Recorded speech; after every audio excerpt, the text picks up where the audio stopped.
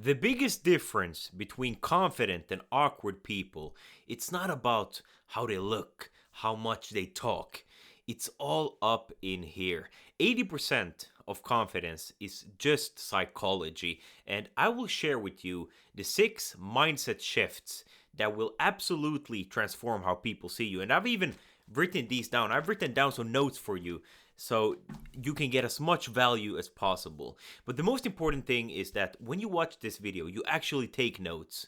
You can do it on a piece of paper or in your phone, but you have to take action. That is the key. And I say this from experience because I used to be painfully shy, introverted, and very awkward in conversations. It's painful to think back on all the conversations where I just mumbled something and it was cringe, it was awkward, I felt invincible, people didn't respect me. And today, I I talk for a living. I work in sales and I make good money speaking to people, having good communication skills, and everything starts from having the confidence because you have to have confidence to speak to people, to communicate, and to have the ability to influence. I want to give you a story. Imagine you have two people, Jarl and Benji. Jarl walks into the boardroom. His steps are slow, his shoulders are back. He's making eye contact with everyone in the room. He sits down, he's quiet, calm. 30 seconds later, Benji rushes in. His bag hits the door, he stumbles, and he says, "Hey, sorry I'm late. Traffic was crazy."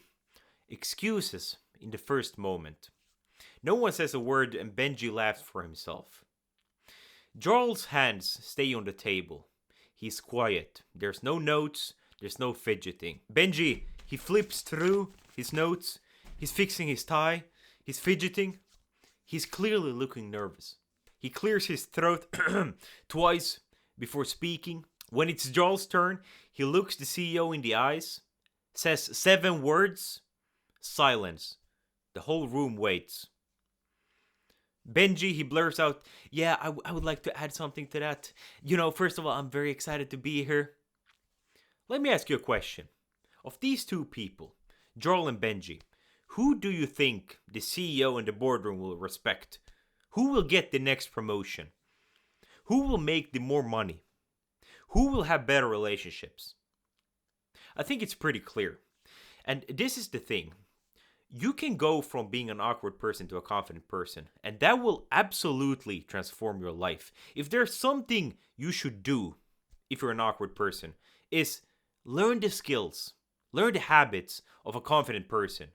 The first step from going someone like Benji to a confident person like Jarl is owning the room with calm authority. The first step of going someone awkward like Benji to a confident man like Jarl is owning the room with calm authority. So there's a couple of practical things you have to keep in mind. Eye contact is the first one.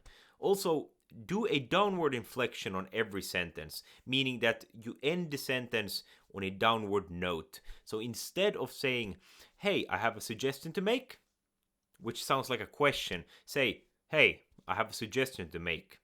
That will just, if you do that one thing, that will instantly create a lot more authority. The second thing is have more open and expressive body language. You want to show that you're comfortable where you are and you're not afraid of other people. And you do this subconsciously by having larger body language. Another thing is breathing. You don't want to breathe very shallowly. That will make your voice crack up more. You will sound more nervous when you breathe shallowly. So make sure to breathe like a king, very deeply, very comfortably. And the second point is building confidence through undeniable proof. I like this quote from Alex Hormozi, which is something like, you don't become confident by shouting affirmations in the mirror, but having undeniable proof that you are what you say you are. And here's the bottom line. Real confidence is something you can't fake. Over the long term, you have to know it deep inside of you that what you say is actually true. And you don't have to have this large stack of proof right now to be confident, but you have to take action towards becoming that person, to becoming that future you that is successful. And you do this by taking action. The more action you take, the more confident you will be. The third point is saying less but delivering more value. Remove your filler words. Speak slowly and in a very clear way. Insecure people, they are scared of getting interrupted, and that's why they speak very fast so they can say everything they want in this very short period of time. But precision always trumps volume. If you can say something in a shorter sentence and you can articulate something in a more clear way, you will always come out on top. We don't like yappers. We don't like yappers who are just talking a bunch of nonsense and not bringing any value. You're just wasting people's time if you yap like this. So the fourth point is something I've been practicing now in the last 5-6 months or so, and that is calling out your fears. The reason why you are not confident is because you are scared of something. It might be that you're scared of people judging you. It might be that you care about people's opinions. But what I would suggest you to do is to really call out what exactly are you afraid of. Fear is often just very vague. It's often just something that you haven't pinpointed. And for most of my life, I was scared of what people thought about me. I was scared of people judging me. But it was never a specific person. It was just that, yeah, I'm scared of people judging me. But as soon as I started thinking, well, what is it exactly that I'm afraid of? Is it a person? Tom? Is it Tom that I'm scared of? Yeah, when I think about it, it's Tom's opinion that I'm afraid of. And when I realized that it's Tom's opinion, and then I started thinking, well, what are the consequences of me being scared of Tom's opinion, or me having fear of what Tom will judge me on?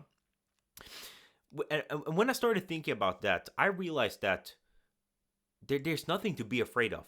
Tom's opinion doesn't matter to me. I'm not gonna give my power to Tom, right? Because when you're afraid of something, when you are afraid of people judging you, you're essentially giving all the power to them. So call out your fears. What is it exactly you're afraid of? Because we live in a modern world where we don't have many things to be really afraid of. What is the worst outcome? What is the worst thing that can happen? So really pinpoint your fears and get down to what exactly is it and what is the worst outcome. And the fifth point is activating your alter ego. I read this book, I don't remember the name of it, but it was something on creating an alter ego. And there are many athletes, many top performers who have some sort of alter ego where they have a name for themselves, and when they get into a situation where they want to perform, they basically say to themselves that, all right, I'll activate my alter ego. So it could be, for example, Kobe had Black Mamba, for example. So every time he went into a basketball game, he activated his Black Mamba. And that way you give yourself permission to act not as yourself, but as your alter ego. And then you have a list of traits and habits that your alter ego has. It could be, for example, that your alter ego isn't afraid of anything. So just activate your alter ego when you go into a conversation or when you go into a meeting, and let go of all of that fear. That has worked very well for me. And the sixth point is something that is very close to my heart, and that is carrying an expanded and faith anchored mindset. If you see yourself as being blessed, as being lucky, and you believe that God has a plan for you, everything becomes a lot easier. Even setbacks in your life, all the fears that you have, if you truly believe within your heart that God has a plan for you and that every failure is something to learn from, your confidence will skyrocket. You will not be awkward in this situation, and you will have the courage to go and do the things that you plan to do.